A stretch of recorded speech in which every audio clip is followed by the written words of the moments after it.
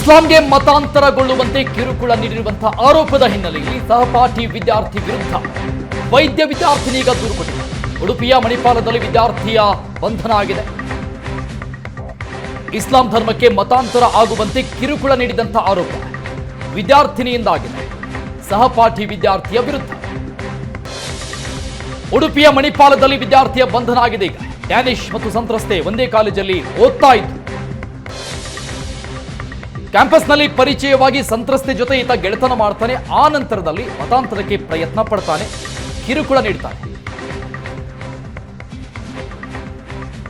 ಇನ್ನಷ್ಟು ಡೀಟೇಲ್ಸ್ ಕೊಡ್ತಾರೆ ನಮ್ಮ ಪ್ರತಿನಿಧಿ ಶಶಿಧರ್ ಮಾಸ್ತಿಬೈಲು ದೂರವಾಣಿ ಸಂಪರ್ಕದಲ್ಲಿದ್ದಾರೆ. ಶಶಿಧರ್, ಈ ಮತಾಂತರ ಯತ್ನ ಈ ಒಬ್ಬ ವೈದ್ಯಗೆ ಆಗಿರುವಂತದ್ದು ಅಥವಾ ತುಂಬಾ ಜನ ಸಂತ್ರಸ್ತ ವಿದ್ಯಾರ್ಥಿಗಳಿದ್ದಾರಾ, ಹೇಗೆ ಏನಾದರೂ ಡೀಟೇಲ್ಸ್ ಇದೆ ಈ ಬಗ್ಗೆ?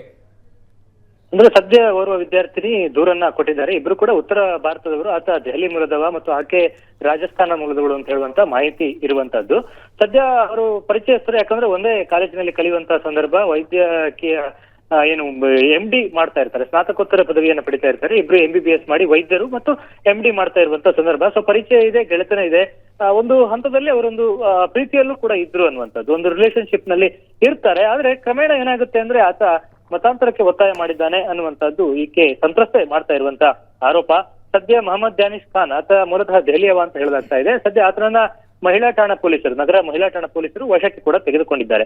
ಸೊ ಪ್ರೀತಿಯಲ್ಲಿ ಇದ್ದಂತ ಸಂದರ್ಭದಲ್ಲಿ ಆತ ಮದುವೆಯ ಪ್ರಸ್ತಾಪವನ್ನು ಕೂಡ ಇಡ್ತಾನೆ. ಒಂದ್ ಹಂತಕ್ಕೆ ಇವಳು ಓಕೆ ಅನ್ನುವಂತ ಸಂದರ್ಭಕ್ಕೆ ಬಂದಿರ್ತಾರೆ. ಆದ್ರೆ ಇಸ್ಲಾಂಗೆ ಮತಾಂತರ ಆಗ್ಬೇಕು ಅನ್ನೋದು ಆತನ ಷರತ್ತು ಮತ್ತು ಒತ್ತಾಯ ಆಗಿತ್ತು. ಅದಕ್ಕೆ ಆಕೆ ಒಪ್ಪಿರುವುದಿಲ್ಲ. ಸೊ ಅಂತ ಸಂದರ್ಭದಲ್ಲಿ ಮೊಹಮ್ಮದ್ ಡ್ಯಾನಿಶ್ ಪದೇ ಪದೇ ಆಕೆಗೆ ಕಿರುಕುಳ ಕೊಡುವ ಕೆಲಸವನ್ನು ಮಾಡಿದ್ದ ಅನ್ನುವಂಥದ್ದು. ಕ್ಯಾಂಪಸ್ ನಲ್ಲಿ ಇವರಿಗೆ ಪರಸ್ಪರ ಪರಿಚಯ ಕೂಡ ಆಗಿರುತ್ತೆ, ಗೆಳೆತನ ಇರುತ್ತೆ, ಗೆಳೆತನ ಪ್ರೀತಿಯೂ ಕೂಡ ಆಗಿರುತ್ತೆ.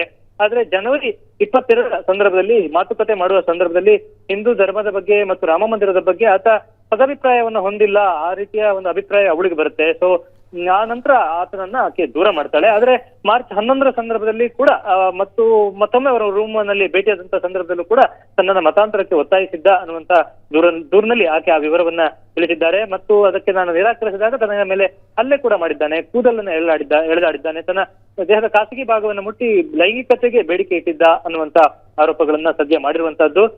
ಆಗಸ್ಟ್ 28ನೇ ತಾರೀಕಿಗೆ ಈ ಬಗ್ಗೆ ದೂರು ದಾಖಲಾಗುತ್ತೆ ಮತ್ತು ತಕ್ಷಣವೇ ಕಾರ್ಯಪ್ರವೃತ್ತಂತಹ ಮಹಿಳಾ ಠಾಣೆ ಪೊಲೀಸರು ಆರೋಪಿ ಏನು ಮೊಹಮ್ಮದ್ ಡ್ಯಾನಿಶ್ ಖಾನ್ ಇದ್ದಾನೆ, ಮೂಲತಃ ದೆಹಲಿಯವ, ಆತನನ್ನ ವಶಕ್ಕೂ ಕೂಡ ತೆಗೆದುಕೊಂಡಿದ್ದಾರೆ. ನ್ಯಾಯಾಲಯಕ್ಕೂ ಕೂಡ ಹಾಜರುಪಡಿಸಿದ್ದಾರೆ. ಸದ್ಯ ಆತ ನ್ಯಾಯಾಂಗ ಬಂಧನದಲ್ಲಿದ್ದಾನೆ. ಥ್ಯಾಂಕ್ ಯು ಶಶಿಧರ್ ಎಲ್ಲ ಡೀಟೇಲ್ಸ್ಗೆ.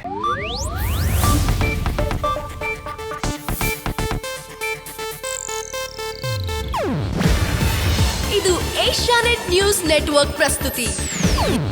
ನೀವು ನೋಡ್ತಿದ್ದೀರಾ ಏಷ್ಯಾನೆಟ್ ಸುವರ್ಣ ನ್ಯೂಸ್.